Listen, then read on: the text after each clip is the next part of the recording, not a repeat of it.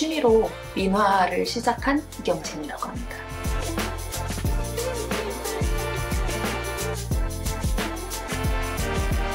네, 저는 민화를 시작한 지 지금 4년차 된 박혜정이라고 합니다.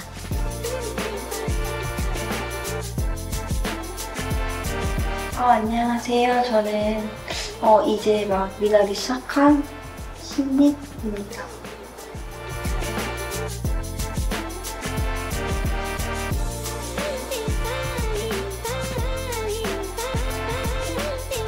낮에는 이제 좀 직장 생활하면서 머리도 많이 쓰고 자극도 많고 해서 저녁에는 좀 머리를 식히면서 할 수 있는 취미를 찾다가 민화를 접하게 됐어요. 딸아이를 키우고 있는데 미술학원에 갔다가 호랑이 그림을 보고 너무 멋있고 저도 할 수 있을까? 그런 마음에 이제 시작하게 됐어요. 처음에는 선북사라는 절에서 체험을 통해 알게 됐어요. 그러다가 색감이나 뭐 발림 이런 것들을 좀 매력이 있어서 시작하게 되었어요. 처음에 명호도라는 그림을 봤는데 이게 이제 호랑이의 털을 되게 세밀하게 쳐낸 그림이거든요. 근데 이제 그 그림을 보면서 저도 좀 다른 생각 안 하고 털만 한 올 한 올 좀 세세하게 그리는 게 좀 재밌을 것 같아서 그렇게 좀 단순한 생각에서 시작을 하게 됐어요. 처음에 체험을 좀 해볼까 해서 시작을 했는데 그리는 내내 너무 행복하고 저한테 집중하는 시간이 너무 좋았어요. 서민들이 그리는 거라고 듣기도 했고 약간 숫자화나 약간 이런 것들은 뭔가 정교하고 좀 어려워 보였는데 민화는 그거 좀 쉬워 보였어요.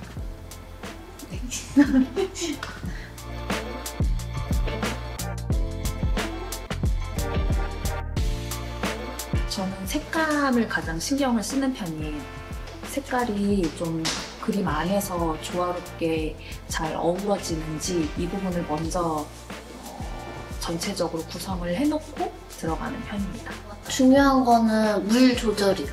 붓으로 그리다 보니까 물감하고 물하고 양이 맞아서 조절해서 그려야 되는데 잘못하면 번질 수도 있고 이렇게 색이 또 진하게 나올 수도 있고 이래서 그 부분을 되게 중요하게 생각하고 있어요. 좀 너무 틀에 박혀 있지 않는 거? 그런 걸 중요하게 생각해요.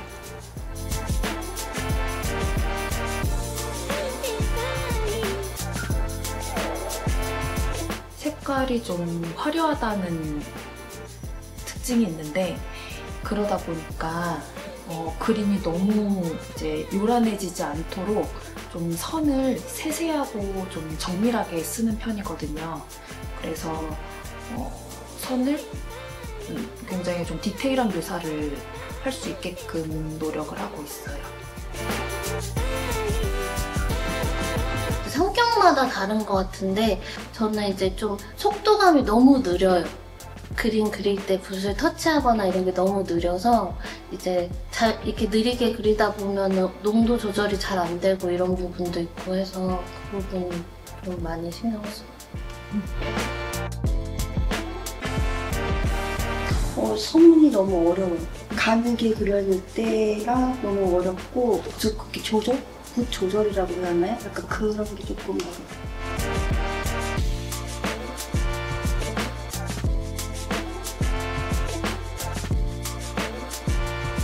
저는 아직 시작한 지 얼마 안 돼서 이제 막 여러 가지 재료들을 좀 시도를 해보고 그 안에서 이제 제가 좀 잘 맞거나 재밌어하는 것들을 찾아 나가고 있어요, 아직은.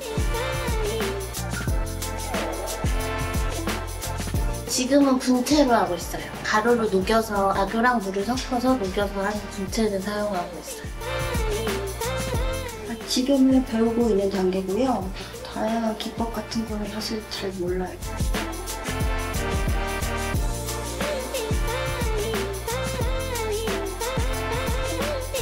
이 부분에 대해서 되게 좀 부정적으로 그냥 답변을 하고 싶지는 않지만 해치지 않는다고 말하고 싶거든요. 왜냐면 옛날에도 민화는 굉장히 트렌디한 그림이었을 거예요.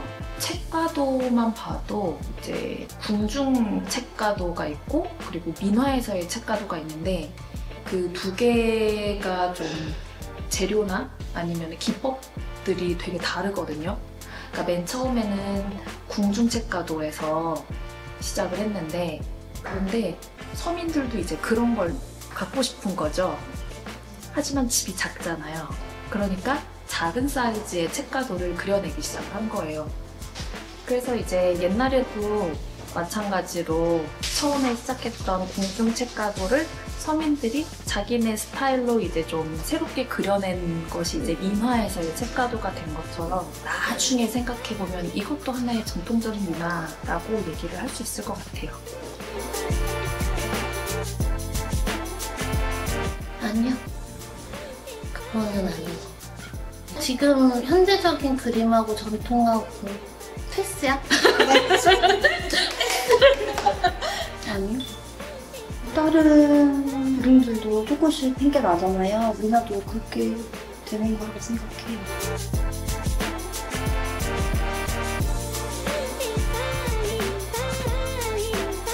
가장 쉽게는 소재겠죠. 그 그림을 그려내는 그 오브젝트를 뭐 현대적인 걸 하는 게 가장 쉬운 방법일 것 같고요. 아니면 거기에 담아내는 의미 같은 것들을 좀 현대적으로 바꿀 수도 있을 것 같아요. 지금 전통을 그리면서 기법을 많이 익히고 그런 단계라서 아직은 열심히 더 그려야겠죠. 모르겠어요. 글쎄요.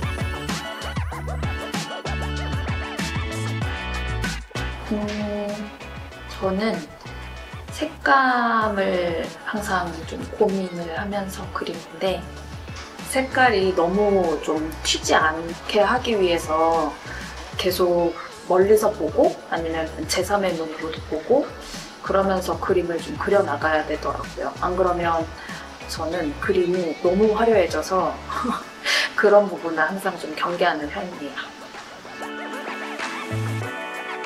사회생활을 하면서 그림을 그리다 보니까 끝까지 제가 계속 그릴 수 있을지 그것도 고민. 어디까지가 민화라고 할 수 있을까? 이게 민화 기법일까? 등등 그런 생각을 해요.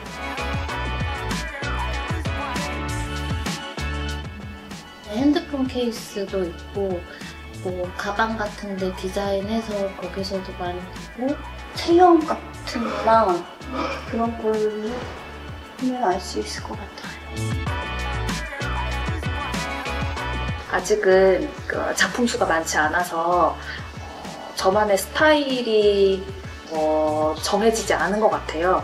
그냥 제 그림 스타일을 살려서 누가 봐도 다른 작가 그림이 아니라 이경진 그림이다 라고 이제 알 수 있을 만한 그런 좀 특징을 갖고 싶어요. 그래서 여러 그림을 좀 그려보고 여러 시도를 하면서 자리를 잡아 나갈 계획이에요. 제일 그리고 싶은 거는 멸종위기 동물을 그리고 싶어요. 근데 제가 민화를 시작하게 되면서 제가 행복감을 느꼈잖아요. 그 많은 동물들이 같이 행복감을 느끼게 하고 싶어서 그래서 지금 이 그림의 제목은 행복한 말이에요. 제가 민화를 시작하면서 행복한 마음을 담아서 이 그림을 그리게 됐어요. 남들이 다 그리지 않는 그걸 그려보고 싶어요. 많은 소품들 그런 걸로 판매가 되면서 사람들이 쉽게 접할 수 있고 그랬으면 좋겠어요. 많이 알려지고. 너무 고루하지 않다라는 이미지가 박혔으면 좋겠어요. 제가 이제 주변에 이제 친구들한테 민화를 취미로 그리고 있다라고 하면서 이제 제 그림을 보여주면 보통 사람들이 이제 생각했을 때의 이미지랑은 다르거든요. 예를 들면 약간 수묵화랄지 이제 이런 채도가 조금 낮거나 아니면 좀 러프한 그림들을 떠올리는 것 같아요. 그런 그림들 말고도 되게 다양한 화풍이 있다라는 거를 대중들이 좀 알면 더 관심이 많이 생기지 않을까 싶어요. 지금 그거는 준비 못했어요.